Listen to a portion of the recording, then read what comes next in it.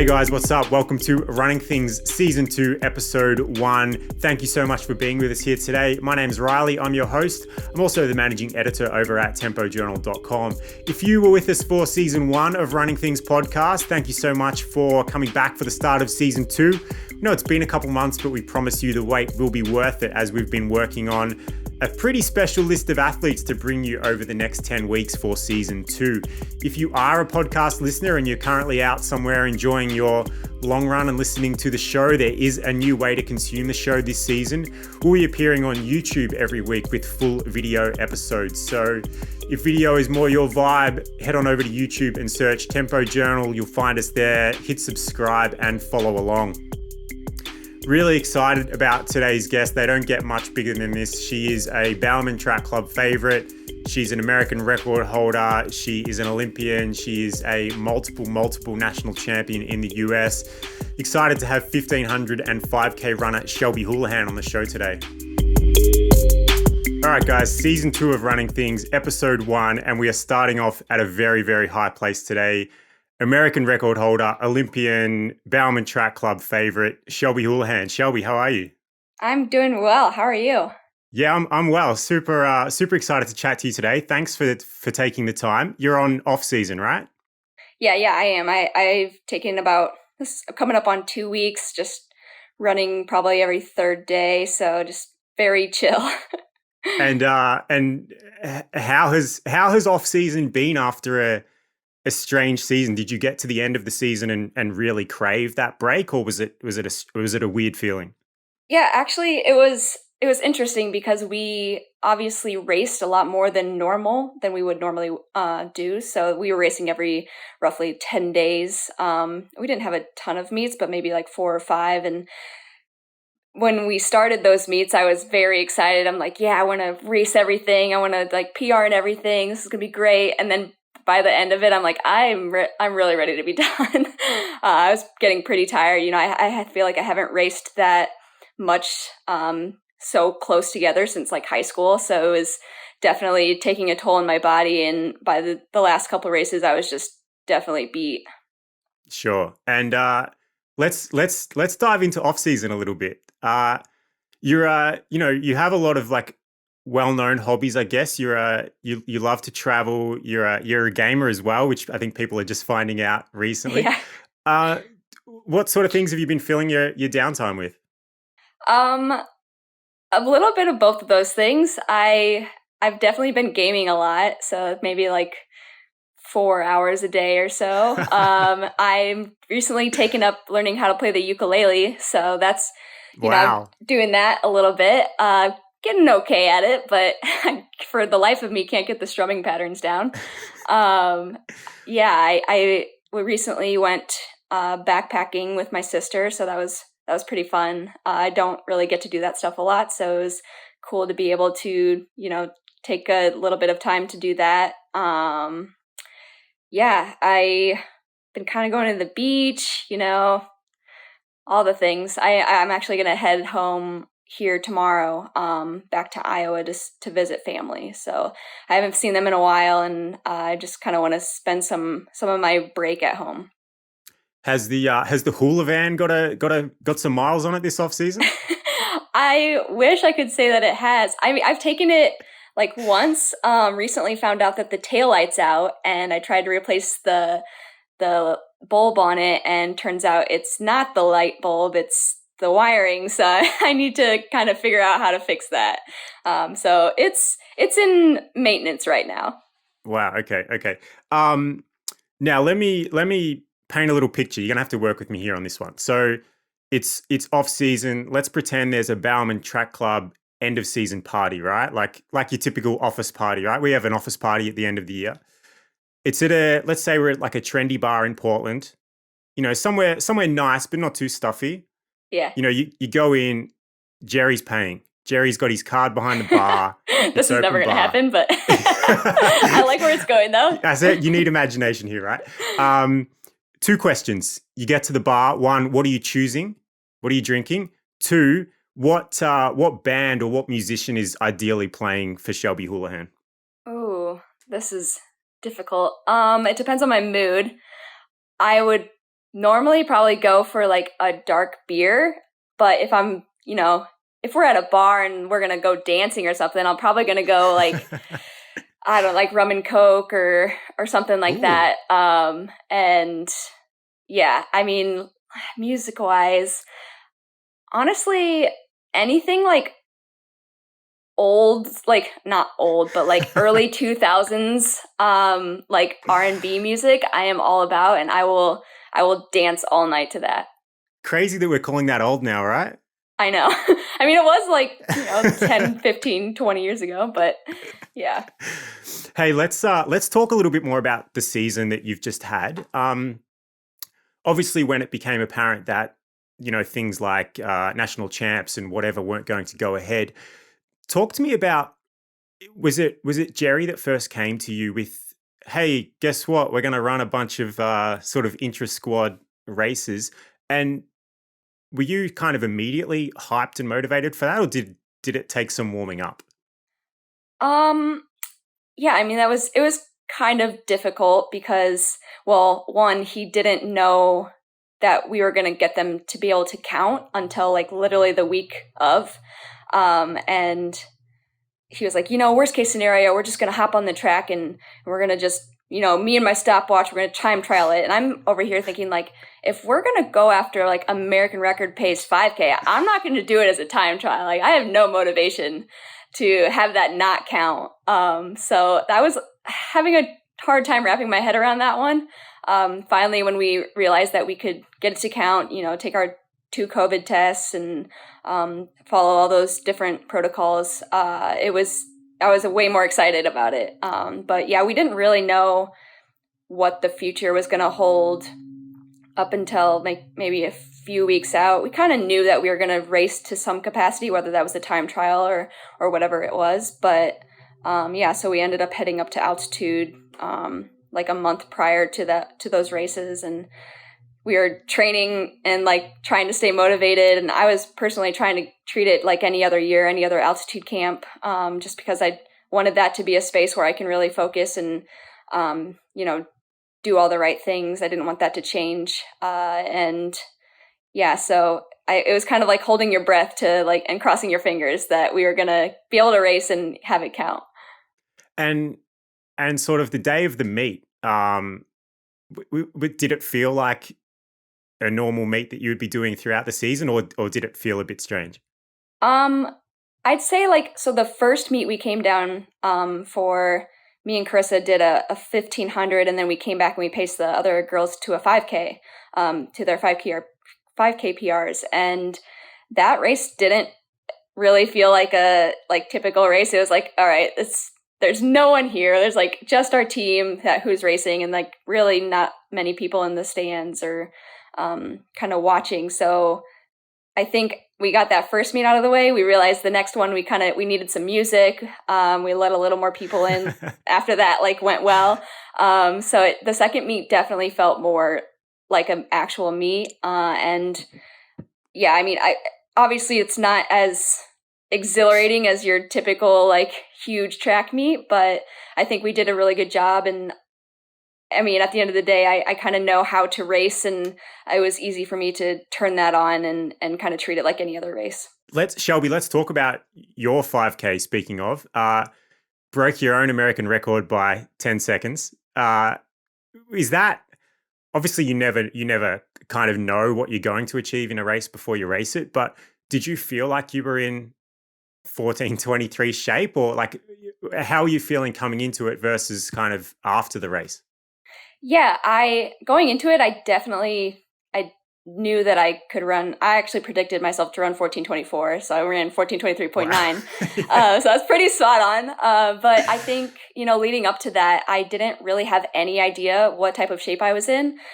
And like, just judging off of the workouts and how I felt, I was kind of like, I went to my coach, Jerry, and was like, you think I can run like in the 14:20s? And he's like, I don't think so. I'm not really sure. Like, I think we can probably run in the 14:30s, maybe break that record again. And so I kind of like walked away like, well, all right, I think I'm in I'm in shape to run in the 14:20s, but like, we'll see. And then we went down and paced the other women on the team, the their 5K at 15 flat pace, so 72s. And when we were done, Chris and I were just looking at each other that was way too easy. Like we could have done that all day. Wow. So I think we needed that kind of to boost our confidence. And like after that, we were both like feeding off of each other, like, yeah, we're going to run so fast.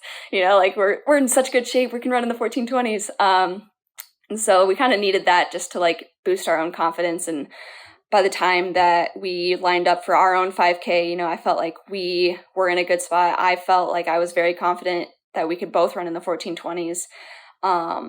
Obviously, I was a little scared though, because I knew she was also in 14, like somewhere in there in that type of shape. So I was like, well, I don't want to lose my record either. So it was a little nerve-wracking going into it because I didn't want to lose. But I think looking back afterwards, I definitely think I could have run faster even. I felt like, the last mile I squeezed it down and I got out of that what I could. But I think overall the pace we could have run faster. And, you don't know that in the moment, but I think it makes me excited for what I could potentially do in the future. You mentioned that you'd been feeling good through the workouts at altitude. Had anything significantly changed? Were you doing different sort of workouts than you'd been doing in seasons past? Like what gave you that feeling that everything was going so well? Yeah, so I don't really know a lot about like workouts and track, honestly. So like you can tell me a workout and like I'll try to nail it and hit the times or even faster, but I'll walk away from it being like, I have no idea what that meant. I don't know what shape I'm in. So I kind of just try to gauge whatever pace that is prescribed. If we're trying to do 72s in a workout, I'm just going to gauge how that feels and how comfortable I am off of that. And also once I do the workout, it's out of my mind. I never remember workouts. I write them down, but I never look at them. So I'm just kind of taking it workout by workout. And I think by the time that altitude camp was done, with probably 2 weeks left, I was kind of almost in panic mode. I was like, I'm not fit enough yet. I can't, I need some more time. But I think the last couple of weeks were good, and my body kind of came around. I was just kind of tired, and I think just trying to gauge that fitness off of those workouts, how like 70s or 69s felt when whatever we were doing, that was kind of what gave me the confidence. Let's speak a little bit about the younger or the new brigade of Bowerman babes, Nessa Fraser, Elise Cranny, and in particular Carissa, right? How much has Carissa's development and progression helped you? Because it seems like she's always right there pushing you in workouts and obviously in things like the 5K as well. Has that been an advantage for you to have someone like Carissa around?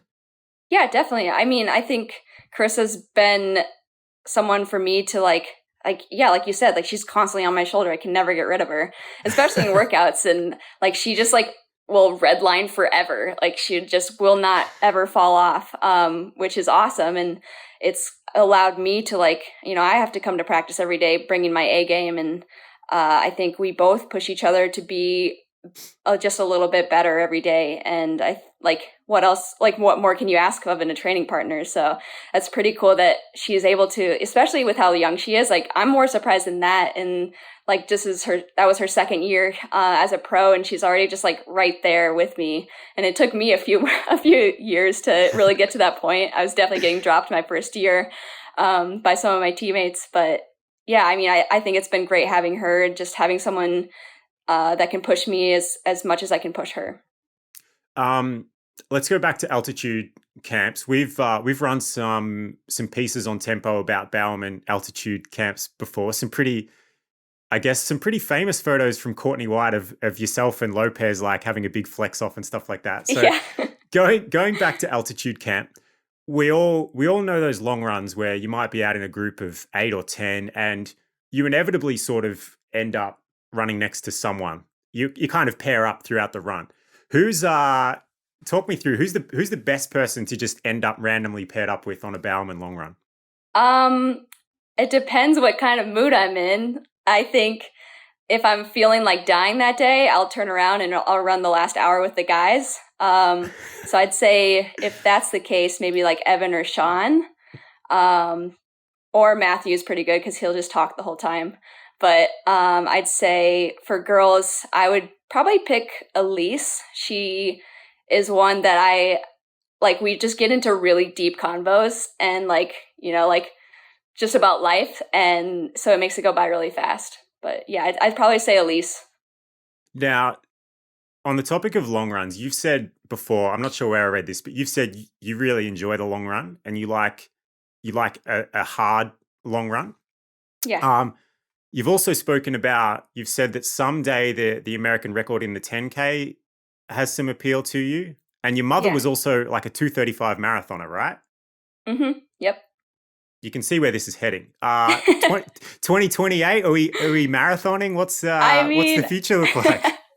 Hopefully I'm going to stick with the 15 as long as possible. I'm not opposed to doing the marathon. I think I'll do whatever I have the best shot in medaling at. So, I mean, like you said, I love long runs. I think I'd be good at the marathon, and I just like that like long, slow grind. That's my favorite type of pain. So it's like people are surprised because I'm like, oh, I hate speed workouts. Are my least favorite. I'm not a fan.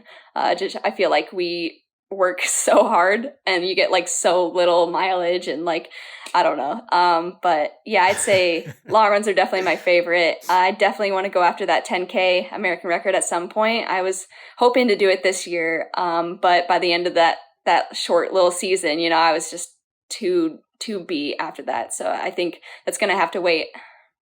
Shelby, speaking of American records you do own, let's go back and talk a little bit about the 1500.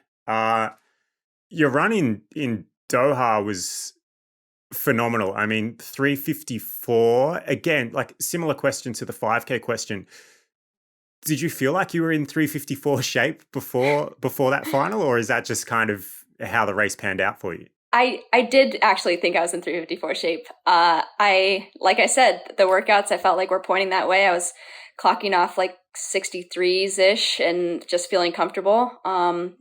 In some of my workouts. So I definitely felt like I was in 3:54 shape, and I went into that race in Doha probably more confident than I had ever been going into a championship race, because I knew I was like, if everything goes well, like I'm in 3:54 shape. So like, when does that not medal? Like yeah. I'm gonna try to go for the win, and like worst case scenario, I come away with a silver or bronze, and it like wasn't even in my mind that I wasn't gonna medal, which I think is good. Like I think you have to go into things like with that mindset. But to have to, walk away without one was pretty, gut wrenching. But I think, at least I was able to get the American record. That was on my goals of things that I wanted to do. So I was happy to walk away with that, but it was definitely bittersweet.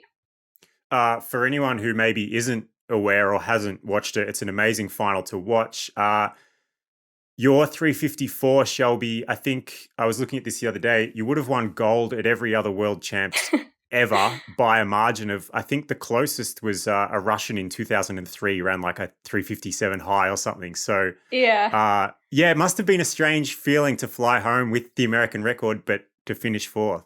Yeah, it definitely was. It was hard to swallow for sure. I think I would have rather walked away with a medal than the record. But I think you can always just look at those types of things, and it wasn't what I wanted, but I think there was a lot to learn from it, and I'm hoping to take what I learned from that and apply it hopefully in 2021 for that Olympics.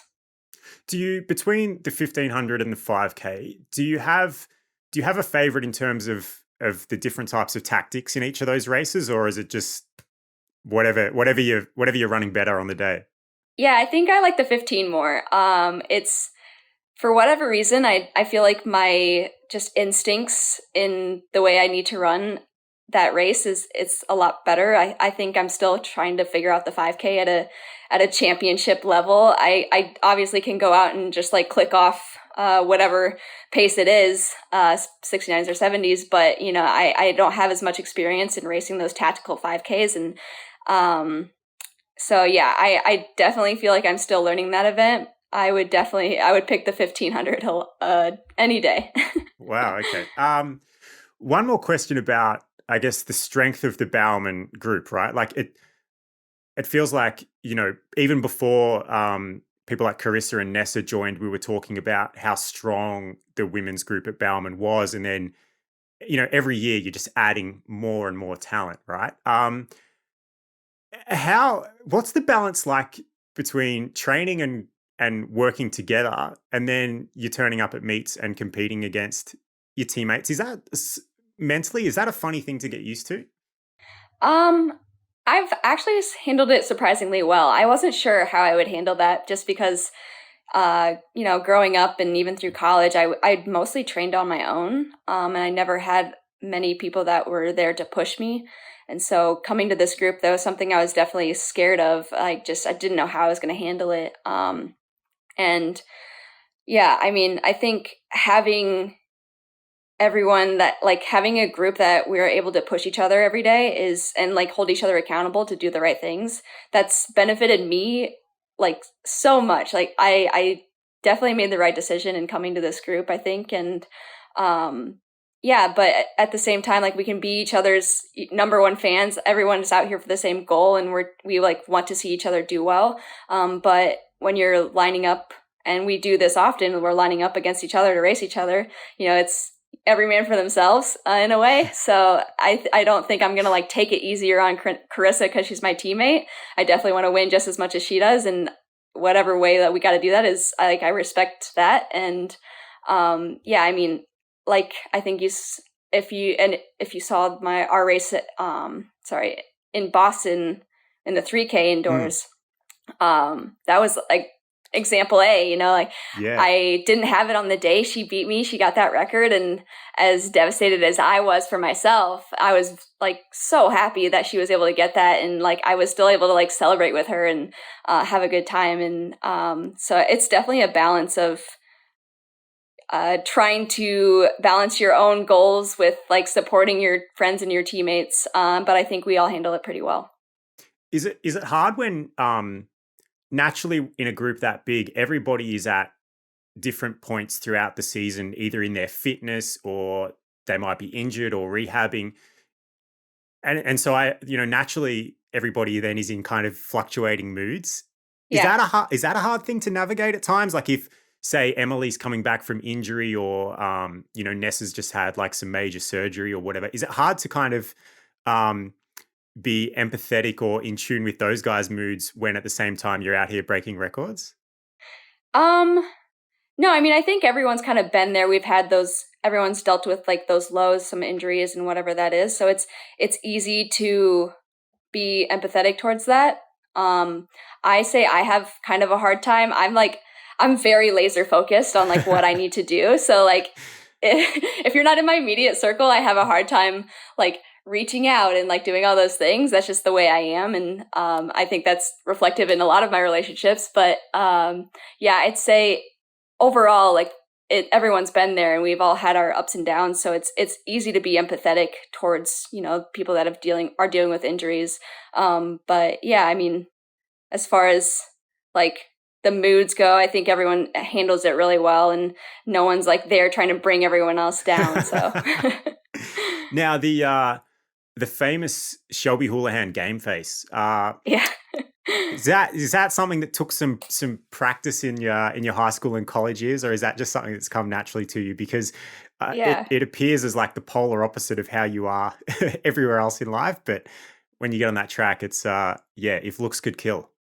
Yeah, I mean, I think I've always kind of had that. I don't know why. Like that's just something I've always done ever since I started running, and I don't like do it on purpose. I just like I'm in my zone. I'm like ready to rip people apart. I'm like, you gotta like be tough and confident, and like that's what I'm trying to do. So I'm like mostly just in my head, like, yeah, let's freaking go. So I'm like kind of pumping myself up, and that's just kind of the look that I get. I'm in my zone. I'm ready to go, and like don't screw with me. It's definitely effective. All right. Last kind of serious question, semi-serious question. Every time, I'm sure you've seen the movie Mean Girls, right? Yeah. Okay, so I said serious question and then I bring up the movie Mean Girls. There's a character in that and she tries to make the word fetch a saying. Yeah. I feel like every time I hear Jerry Miles, I feel like that. I feel like, come on, just let this go. Like none of us understand what Jerry miles are. Can you explain Jerry miles to me, please? Of course. Yeah, it's basically the women, we get to count our miles at 8-minute pace. So like I, the other day went and did a 5-mile run, which was 40-minute run. Obviously I got more than 5 miles, but I only get to count it as 5 miles because we're counting at 8-minute pace. We're kind of more focusing on time on the feet than actual like pace or distance. And I think the guys, the women get gypped. We have to count ours at 8-minute mile pace. They get to count theirs at 7. So we will start and like I'll run farther, but I'll get less miles than some of the guys. So I just chalk it up to working harder. Whatever. Yeah, sure. All right. Off season, a lot of downtime. I know you're traveling a little bit. There's a lot of video games. What else? I want to know a couple of things. What is your most used app on your phone?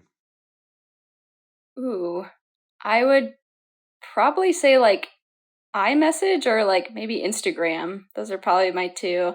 Like I don't ever post, but I'm always on Instagram like looking at things. I just have the hardest time posting about stuff because it takes me like 30 minutes just to come up with a caption and it's just way too much effort for me and I like stress out about it and I don't need to. So I just end up not posting usually, but I'm always on it looking at everything. If we looked at your YouTube watch history, what kind of stuff are we going to see in there? Are you watching like van life videos or like video game walkthroughs? Talk me through that. A lot of van life, a lot of like funny animal videos. I feel like that kind of sums it up. Maybe some video games in there, but mostly van life and cats. Hey, speaking of cats, talk to me about your cat. Yeah, Miko. Miko is my cat, and I've had him for like 5 or 6 years now. I recently got him registered as an emotional support animal, so I get to travel with him to altitude camps, which has actually helped tremendously. I am definitely a homebody, so like the first couple of years that I didn't get to take him, by the end of the season, I was just like done. I'm like, I want to go home. I don't want to do this anymore.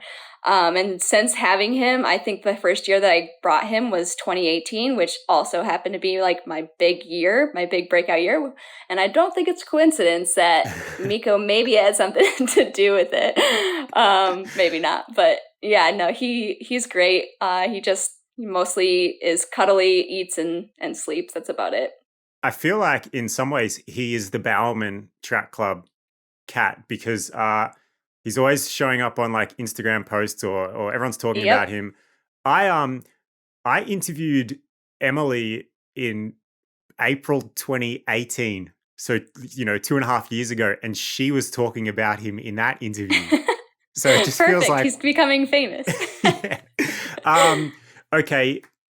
When video games or YouTube or whatever in your off season, what's your go-to snack food that you probably wouldn't have in the middle of season or in competition, but in off season it's like your number one? I have a few. I love chips. Like all growing up, I'm a chip person. I will eat a bag of chips in one sitting. I love them. I try to cut them out during the season because I will just like snack on it constantly. So chips are definitely one. I'd say ice cream as well.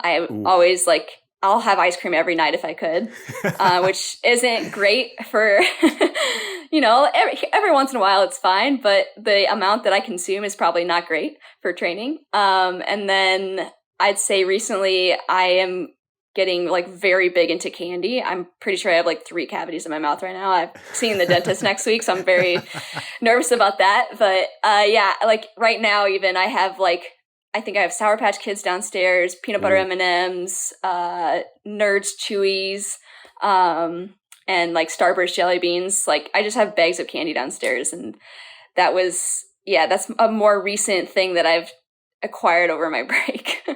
Sour Patch Kids are great, and you can surprisingly eat a lot of them. Yes, my mouth gets raw with all the sugar that I've been eating. So I need to maybe cut it back a little bit, but hey, it's break. So whatever. Okay. Second last question. again, you're going to have to work with me on this one.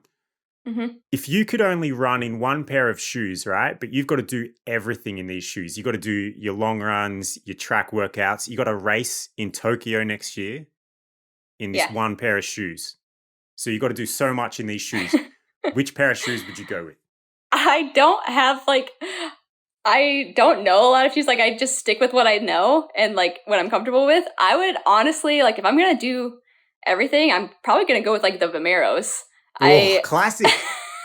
I love the Vomeros. I've been running them since, freshman year of college. I have done like workouts in them, like fartleks and stuff on the road, and I handle it pretty well in those. So I think I could probably get the job done in some Vomeros. But that said, how would you go Tokyo, let's say 1500 meter final, rolling up in a pair of I'm probably not going to medal if that's the case, but strong look though. Maybe I can try to run around like 4:05. Okay, last question is actually, I need some help from you on this one. Our next guest on the show, actually, and this is not turning into the Bowerman podcast, but our next guest on the show is actually your teammate, Marielle Hall. Okay. Give me something I can work with here. Give me a little left field question for Marielle. I definitely want you to ask her about Test Kitchen. I don't want to like go too far into it and give you too much, but give her some crap about Test Kitchen. All right, great. I'm looking forward to that. Hey, enjoy the rest of your off season. Enjoy your trip home, and thanks so much for taking the time for running things today. Yeah, of course. Thanks for having me.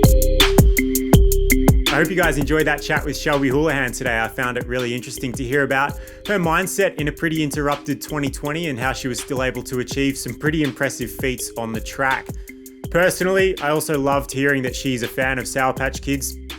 I'll never break 14:30 in a 5K, but I can definitely bag Sour Patch Kids. So good to have something in common with Shelby Houlihan there.